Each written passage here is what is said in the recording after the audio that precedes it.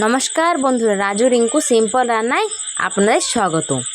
আজকে করব তেলাপিয়া মাছ সরষে বাটা দিয়ে কাঁচা রসা। কিভাবে করি চলো তোমাদের সঙ্গে শেয়ার করি। প্রথমে আমি 3 পিস মাছ নিয়ে নিছি। আমি মাছ কাটে ধুয়ে পরিষ্কার করে নিছি। ভালো মতন একটু পেটাও বাই করে নিছি। দেখো মাঝখান দিয়ে চিড়ে এর পেটা আমি বাই করে নিছি। বাই করে ধুয়ে আমি নিয়ে নিছি।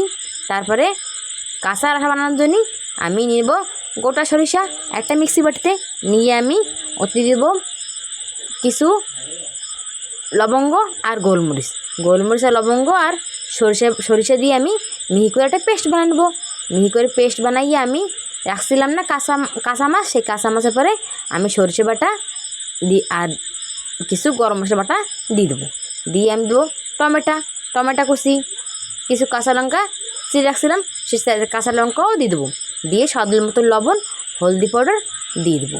তারপর দিয়ে দেবো আমি শুকনো লঙ্কার পাউডার আমি 1/2 চামচ দিয়ে দেবো।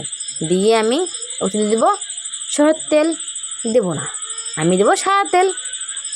কারণ হয়েছে কি, আমি সরষে বাটা দিয়ে করতেছি, তাই জন্যই সরষের তেল দেবো না, আমি দেবো সাদা তেল। বন্ধুরা তোমরা চাইলে সাদা তেলের জায়গায় সরষের তেল দিতে পারো, আমি দেবো সাদা তেল দিয়ে আমি ভালো মতন মাখিয়ে নেব, যার কারণে মশলা মাছে মিশে যাবে। তারপরে আমি 10 থেকে 15 মিনিটের জন্য রেস্টে রেখে দেবো। মাছ খুবই টেস্টি লাগবে কাঁচা মাছের রসা। তারপরে চুলের পরে কড়াই বসাই দেবো। কড়াই যখন গরম হবে দিব আমি সাদা তেল। বন্ধুরা আমি একবার না 2বার বলছি, আমি সরষের তেলের জায়গায় সাদা তেল দিছি, তোমরা চাইলে সরষের তেল দিতে পারবো।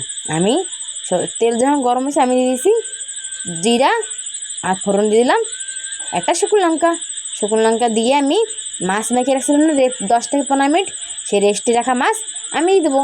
দিয়ে এক এক করে আমি মাছ তিনটা দিয়ে মাছ দেওয়ার পরে আমি মশলা যে বাটিতে মাছ মাখছিলাম সেই বাটি ধুয়ে আমি এতে পরিমাণ মতন জল দিয়ে দেবো, যার কারণে ভালো একটা রসা হবে, টেস্টি রসা হবে। তাই দিয়ে দেবো বাটি ধোয়া জল, বাটি ধোয়া জল দিয়ে আমি কিছুক্ষণ ঢেকে রাখবো। 10 থেকে 15 মিনিট ঢাকা দিয়ে ঢেকে রাখবো। 10 থেকে 15 মিনিট ঢাকা হয়ে গেছে। এখন আমি ঢাকনাটা উঠিয়ে দেবো। এই ঢাকনাটা উঠে দিচ্ছি, এই প্রায় আমার হয়ে গেছে কাঁচা মাছের রসা।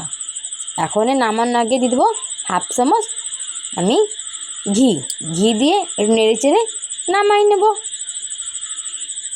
অনেক সুন্দর সেন্ট হবে, তাই আমি ঘি দিয়ে দিছি, খাতিও খুবই টেস্টি হবে।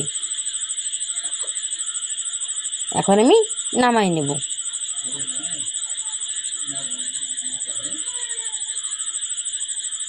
যে একবার বানাইয়ে খাই দেখবে সে দুসরাবারও বানাবে। ভিডিও যদি ভালো লাগে লাইক, শেয়ার, সাবস্ক্রাইব অবশ্য করবে। আগামী দিন দেখাবে নতুন রেসিপির সঙ্গে।